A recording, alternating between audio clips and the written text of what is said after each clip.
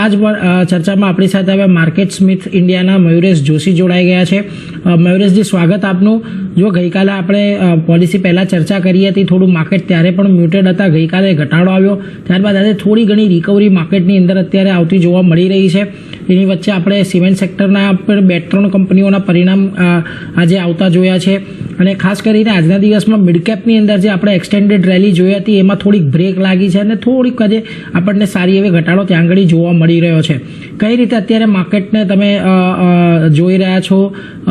કેવી રીતે અત્યારે હવે અહીંયાથી આપણે માર્કેટને આવતા અઠવાડિયા માટે કે હવે આવેલા સમય માટે આપણે અહીંયાથી થોડો અપ્રોચ કરવો જોઈએ? Very good afternoon. પહેલી વસ્તુ તો આઈ થિંક જેટલા પણ ઇવેન્ટ્સ હતા, ફેડ પોલિસી મીટ, આરબીઆઈ અને હવે અર્નિંગ સિઝન પણ પતવા આવ્યું છે, તો ક્યાં ને ક્યાં આઈ થિંક જે માર્કેટ્સ માટે ટ્રિગર હતા, આઈ થિંક ઘણા બધા ટ્રિગર હવે પતી ગયા છે.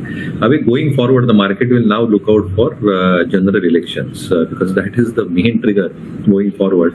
અને જે થાય જીઓ પોલિટિકલ ફ્રન્ટ ઉપર, obviously we have been hearing news, red સીમાં એ જે હૌતીઝનો અટેક થાય છે and a lot of sea routes have been diverted to other routes as well, along with some US sanctions expected again on Iran. Everything news છે, તો geopolitical tensions કેવી રીતે રહેશે અને આપણું જનરલ ઇલેક્શનમાં જેવી રીતે આપણે સ્ટેપ ઇન કરશું, I think the markets will look out for that.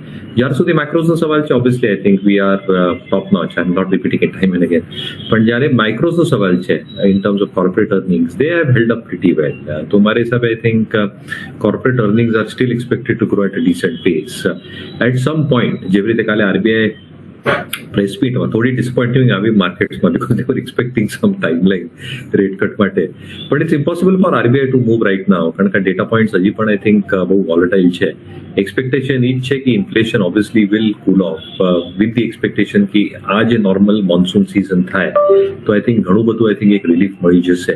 And at the same time I think કેવી રીતે US Fed react કરશે in the second half of this calendar year, I think that is how I think most central bankers will probably move. Having said that, I think some point of time, second half of this financial year માં rate cuts પણ આવશે and the market is a discounting mechanism.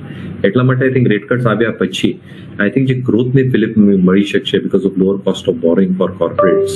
અને corporate ઇન્ડિયાની આજની તારીખમાં જે balance sheet health છે reflected through GNPAs and NPAs જે ફાઇનાન્શિયલ સ્ટેબિલિટી રિપોર્ટમાં આવેલો, I think that looks very very good. તો મારી હિસાબે I think private capex expected to pick up, જે ટેક્સ અઝમ્પશન્સ, નોમિનલ જીડીપીનું ગ્રોથ છે, ફિસ્કલ ડેફિસિટનો જો એક આંકડો લઈને ચાલે છે નેક્સ્ટ યર માટે, લોઅર બોરોઈંગ પ્રોગ્રામ છે, all this things are pointing out to a very structural story that India still possesses micro and micro પર. તો મારી હિસાબથી જે કનેક્શન છે, એક્સક્યુઝ છે, પ્રોફિટ બુકિંગ છે, and it is needed also. એક લિનિયર વેમાં માર્કેટ વધતું ગયો તો I think there is no sense. Broader markets are some pockets and broader markets are already overheated. So I think a normal reaction આજે તમારે broader markets માં જોવા મળ્યો.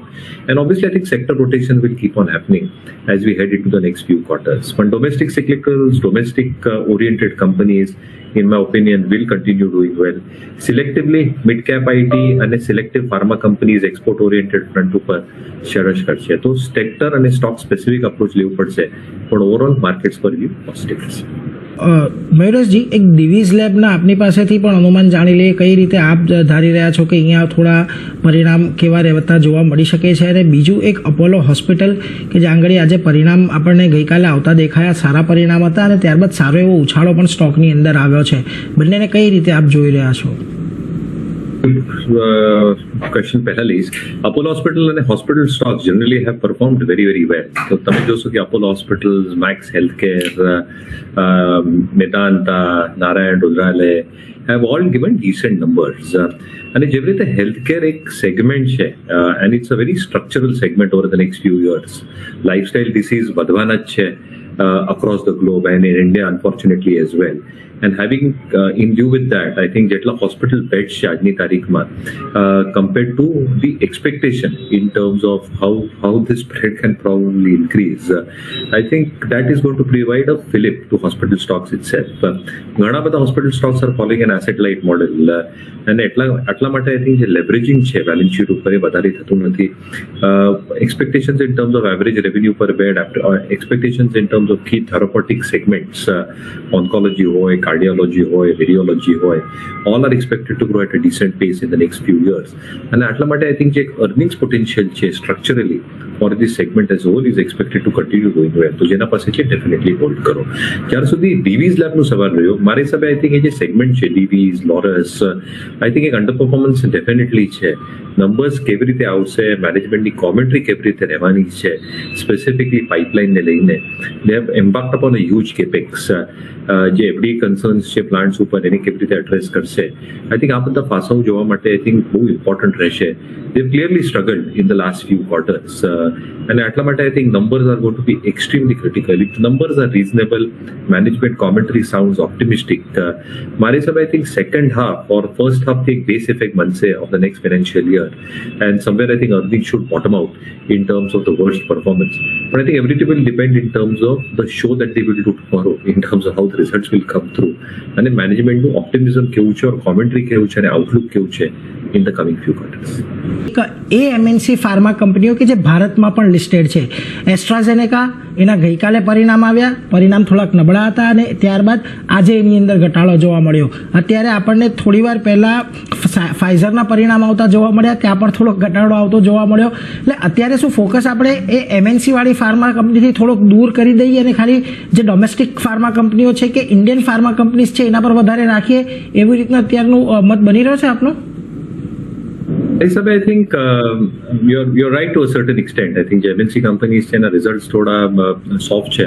But I think I'll break up pharma companies in two parts.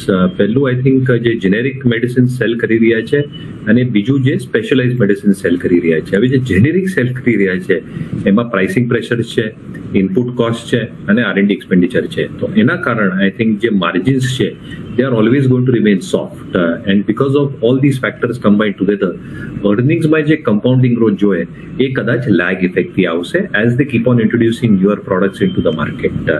That's point one. બીજું I think જે specialized products છે એનું market competition ઓછું હોય. બીજું I think જે export opportunities હોય ને export size હોય market માટે, that is pretty large with an exclusivity period which gives them revenue visibility along with high margins. અને ત્રીજું પાસું I think જે R&D expenditure છે, કારણ કે ઘણા બધા જે specialized pharma companies અને pipeline બનાવી છે, they have spent a lot in terms of R&D expenditure અને હવે R&D expenditure stabilize થઈ રહ્યું છે for a lot of these companies because a lot of their drugs are in the pipeline. A common thread જે છે is obviously FDA concerns for most pharma companies.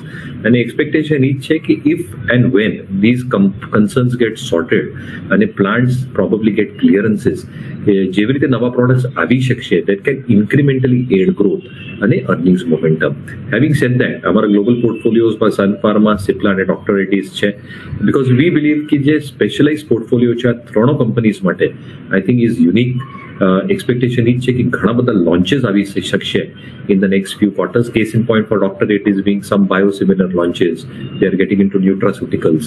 Sun Pharma માં જે 4 pipeline માં છે specialty drugs, either at phase 2 or phase 3, which means at some point of time in the next few quarters launches આવશે. અને જે specialty inhaler છે Cipla માટે, that can also probably get launched both in the EU as well as the American market where the market size is large. તો મારી હિસાબે I think એવી રીતે તમે ડિસ્ટિંક્શન કરશો તો I think એક બેટર પર્સપેક્ટિવ આવશે ફાર્મા કંપનીઝમાં. પણ these companies that I said જે બીજા ટપ્પામાં આવે છે, I think they are expected to perform relatively better over the next few quarters. પરંતુ બીજો જે એક સ્ટોક આજે આપણને સારો ફોકસમાં દેખાઈ રહ્યો છે મયુરેશજી, એ છે ઝોમેટોનો સ્ટોક. જો આ સ્ટોકની અંદર આ ક્વાર્ટરના પરિણામ આપણને સારા આવતા જોવા મળ્યા. જે આ કંપની માટે સૌથી મોટો માથાનો દુખાવો હતો બ્લિંકિટ, તે જ હવે અહીંયાથી એનો ગ્રોથ ડ્રાઈવર બની રહ્યો છે.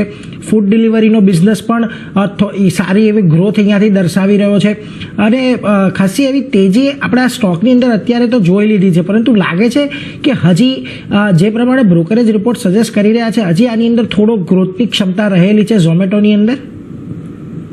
રહી શકશે and I am a little biased here, કારણ કે અમે આ સ્ટોક હોલ્ડ કરી રહ્યા છીએ અમારા મોડલ પોર્ટફોલિયોઝમાં. ઓબ્વિયસલી આઈ થિંક જેવી રીતે તમે રાઇટફુલી કીધું, આઈ થિંક બ્લિંકિટના જે લોસીસ રિડ્યુસ થયા છે, એક્સપેક્ટેશન મેનેજમેન્ટની એ જ છે કે Q1 25 ઓર બિફોર દેટ કદાચ બ્લિંકિટના કારોબારમાં બ્રેક ઇવન મળશે ઓર દેટ કારોબાર or that part of the business will turn profitable. જે ફૂડ ડિલિવરીનો બિઝનેસ છે, the management was very very optimistic in terms of solid revenue growth, એટલે જે gross ordering value છે એમાં સિગ્નિફિકન્ટ ઉછાળોની ઉમ્મીદ કરી છે management, along with improvement in contribution and EBIT margins as well. તો મારી હિસાબે આઈ થિંક હાઇપરપ્યોરનો બિઝનેસના લોસીસ કન્સોલિડેટ થઈ રહ્યા છે. They will improve going forward, and if Blinkit in the next 2 to 3 quarters turns profitable, consolidated earnings માં એક જબરદસ્ત ઉછાળો મળશે. And expectation ઈ છે generally, I think તમે QSR પ્લેયર્સની પણ કોમેન્ટ્રી જોશો, જેવી રીતે ટિયર 3 ટિયર 4 સિટીઝમાં પણ પેનિટ્રેટ કરી રહ્યા છે. જે ગ્રોસ ઓર્ડરિંગ વેલ્યુ છે that should keep on improving, અને જે ઇન્ટરફેસ છે compared to its competitor should also show significant amount of improvement. So I think એ જે બધા એક value added factors હોય, they should also start playing out in terms of earnings growth. So મારી હિસાબે I think હું optimistic રહીશ. I am biased, as I said. We continue holding these stocks in our portfolio. સાથે જ વાત કરી લઈએ મયુરેશ ઓટો સેક્ટરની. અહીંયા જુઓ એસ્કોર્ટમાં ખાસ જે રીતે કંપનીએ ગાઈડન્સ કટ કર્યા છે અને FY24 માટે ઇન્ડસ્ટ્રી ગાઈડન્સ તેમણે કટ કર્યા છે 6-7% જે છે તેમણે કટ કર્યા છે, અને ખાસ કરીને ડિમાન્ડ જે છે તેને લઈને થોડી ઘણી ચિંતા બનતી દેખાઈ રહી છે, અને કમર્શિયલ સેગમેન્ટ ટ્રેક્ટર્સમાં ખાસ કરીને આ ડિમાન્ડ જે છે તે ચિંતા બનાવી રહ્યું છે, અને તેને કારણે એસ્કોર્ટ જુઓ 4.5% આસપાસની વેચવાલી આજે બનતી દેખાઈ રહી છે. અને ઓવરઓલ ઓટો સેક્ટર પર પણ આપનો વ્યૂ લેવા માંગીશ, કઈ રીતે ફંડામેન્ટલી તમે જોઈ રહ્યા છો?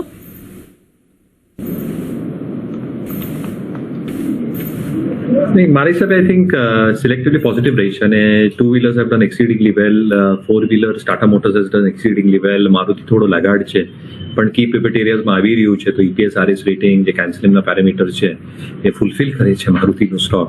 તો Maruti is close to pivot levels, અને auto ancillaries few battery makers as an example can continue doing well. So મારી હિસાબે I think auto ancillaries can show a better performance going forward in the next few quarters. પણ મયુરેશ, overall sugar sector પર એક નજર કરી લો. અહીંયા મોટાભાગના જે સ્ટોક છે તેમાં આપણને ઘટાડો જોવા મળ્યો છે. બજાજ હિન્દુસ્તાનના જે રીતે આજે પરિણામ આવ્યા છે ત્યાં એક પોઝિટિવ મોમેન્ટમ જે આપણને બનતી દેખાઈ રહી છે, કારણ કે કંપની જે છે તે ખોટમાંથી નફામાં આવતી દેખાઈ રહી છે. ત્યારબાદ એક મોમેન્ટમ બજાજ હિન્દુસ્તાન પોઝિટિવિટી તરફનું બતાવી રહ્યું છે, પણ બાકી અન્ય શુગર કાઉન્ટર જે છે તેમાં દબાણ છે. કઈ રીતે ઓવરઓલ સેક્ટરને જોઈ રહ્યા છો?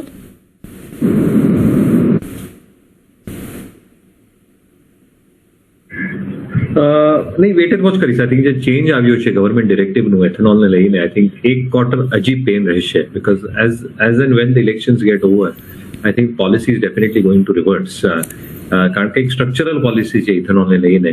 પણ ત્યાર સુધી મારી હિસાબે આઈ થિંક નંબર્સ નબળા આવશે. At the same time I think જે ડિમાન્ડ સપ્લાય ડાયનેમિક્સ છે શુગરની, અને just before election if there is some element of increase in sugar prices, SAP અને FRP પ્રાઇસીસમાં સ્ટેટ અને સેન્ટ્રલ ગવર્મેન્ટના તરફથી, તો ક્યાં ના ક્યાં આઈ થિંક ઇમ્પેક્ટ આવી શકશે શુગર કંપનીઝ માટે. તો કદાચ હજી એક ક્વાર્ટરનું પેન છે ઘણી બધી શુગર કંપનીઝ માટે. મારા હિસાબે I think as soon as the elections are over, the policy for ethanol will get normalize, જે પહેલા હતી એવી રીતે જ થશે. And as the plants get ramped up first half of the next financial યરથી પાછું બિઝનેસ એઝ યુઝ્યુઅલ રહેશે. તો ડેફિનેટલી સ્ટોક્સ લાઈક બલરામપુર ચીની તમે ધ્યાનમાં રાખો. લાર્જેસ્ટ પ્લેયર છે Dhampur sugar, one of the other players which has a large ethanol distillery capacity, અને જેની લેવરેજ પોઝિશન પણ બહુ ઓછી છે. તો આ બે સ્ટોક્સ તમે ડેફિનેટલી નજર પર રાખી શકશો. As V enter in to the next few months કદાચ બાઇંગ ઓપોર્ચ્યુનિટીઝ આવી શકશે આ બે સ્ટોક્સ. એટલે જો અહીંયા બાઇંગ ઓપોર્ચ્યુનિટી આવી શકે છે બલરામપુર ચીની જેવા સ્ટોકની અંદર, ખાસ ધ્યાન ત્યાં રાખવું જોઈએ. પરંતુ મયુરેશજી, જો આજે ગ્રાસિમના આપણને પરિણામ આવતા દેખાયા, પરિણામ ઘણા સારા છે, અહીંયાથી કોઈ બહુ વધારે ચિંતાનું કારણ નથી બની રહ્યું. નફો થોડોક અહીંયાથી ઘટ્યો છે, પરંતુ ખાસ કરીને માર્જિન્સ અહીંયાથી ગ્રાસિમના સુધાર્યા છે. પરંતુ બીજી તરફ આપણે રામકો સિમેન્ટ્સ જોઈએ છે, ત્યાં આગળ થોડાક પરિણામ અહીંયા અનુમાનથી નબળા રહેવાને કારણે આજે થોડોક અહીંયા ઘટાડો આવી રહ્યો છે. એટલે સિમેન્ટ સેક્ટર પણ અત્યારે થોડુંક મિક્સબેક પરફોર્મન્સ આપી રહ્યું છે. કઈ રીતે ગ્રાસિમના પરિણામને તમે જોઈ રહ્યા છો? ઓવરઓલ સિમેન્ટ સેક્ટરને અહીંયાથી હવે કઈ રીતે અપ્રોચ કરવું જોઈએ? કારણ કે બજેટ બાદ પણ આપણે જોયું છે કે ઇન્ફ્રાને જે પુશ આપવામાં આવ્યો છે એ હજી થોડોક શરૂઆતી છે. હજી આના પછી જ્યારે સેકન્ડ બજેટ આવશે ચૂંટણી બાદ, એ પણ અહીંયાથી ઘણું મહત્વનું રહેવાનું છે. એબ્સોલ્યુટલી, પણ ગ્રાસિમનો સ્ટેન્ડઅલોન બિઝનેસ ઇઝ VSF, અને ઓબ્વિયસલી આઈ થિંક જે સમ ઓફ પાર્ટ્સ મળે છે અલ્ટ્રાટેકથી, I think that is where the cement business comes in from. પણ ઘણી બધી સિમેન્ટ કંપનીઝને સરસ પરફોર્મન્સ આપ્યો છે. Barring a few companies. અને મારા હિસાબે આઈ થિંક જેવી રીતે મેં રાઇટફુલી કીધું, જે ઇન્ફ્રાસ્ટ્રક્ચરમાં એક ઇમ્પટસ છે ગવર્મેન્ટનો, જે સ્પેન્ડિંગ આવશે in the next few quarters and years, urban rural affordable housing, rods, highways, port development, અને જેટલી કેપેસિટીઝ આવવાની છે in the next few quarters and years, demand supply dynamics will obviously mean જે ઇકોનોમિક્સ છે સિમેન્ટ કંપનીઝ માટે, with better રિયલાઇઝેશન્સ, stable input કોસ્ટના કારણ ઇબિટા અને ઇબિટા પર ટન શુડ ઇમ્પ્રુવ. એ બધા ડાયનામિક્સથી આઈ થિંક જે ડિલેવરેજિંગ થઈ રહી છે બેલેન્સ શીટ ઉપર, I think that will improve cash flows. અને આના કારણે આઈ થિંક જે રિટર્ન રેશિયોઝ છે structurally should show a steady uptick. ઘણી બધી સિમેન્ટ કંપનીઝ ને પોતાના ઇધર વેસ્ટ હીટ રિકવરી પ્લાન્ટ્સ લગાવ્યા છે, or they are using captive power. તો that element of power consumption in terms of overall cost is also going down. So cement as a space બહુ interesting છે, જેના પર અલ્ટ્રાટેક, એસીસી, અંબુજા, જેકે લક્ષ્મી છે continue holding.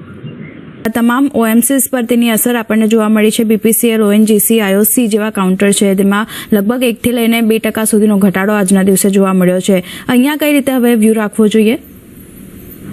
ઘણી બધી મુવમેન્ટ મારા હિસાબે થઈ ગઈ છે, વેલ્યુએશન હિસાબે હજી પણ રીઝનેબલ છે. પણ યસ, બે જે રિસ્ક ફેક્ટર છે, એક upside movement of crude prices for the middle east crisis, જેવી રીતે તમે કહેતા હતા. આઈ થિંક રેડ સીમાં હજી પણ આઈ થિંક જે container sea route movement route થઈ રહી છે, અને what sanctions if they come through on Iran, whether that has some implication in terms of oil prices moving higher. So subsequently I think a risk one છે. બીજું I think though the other risk is very marginal, government, if crude prices start moving higher, is there some element of a price cut just before elections? If all, both these things work in tandem, A earnings ઉપર પ્રભાવ લાવશે. તો ક્યાં ના ક્યાં I think એ બે risk factor છે. ઘણી બધી મૂવ ઓએમસીઝમાં આવી ગઈ છે મારા હિસાબે, ડિવિડન્ડ yield પણ સરસ છે. તો મારા હિસાબે આઈ થિંક અહીંયાથી હવે structurally to have a huge move based on factors like earnings, જે સરસ રહી શકશે, because Singapore GRMs are expected to improve further. Pipeline business, petchem business can contribute also to overall earnings. પણ ક્યાં ના ક્યાં I think a large part of the move is now getting gestated for OMCs. મયુરેશજી, આપના તરફથી કોઈ disclosure? જે પણ સ્ટોક્સની ચર્ચા કરી, મારા પોતાની કઈ હોલ્ડિંગ નથી, પણ બધા સ્ટોક્સ ક્લાયન્ટ સાથે ડિસ્કસ કર્યા છે. ક્લાયન્ટની આ બધા સ્ટોક્સમાં હોલ્ડિંગ હોઈ શકશે, but please consult a financial adviser for investing, and thank you for inviting me.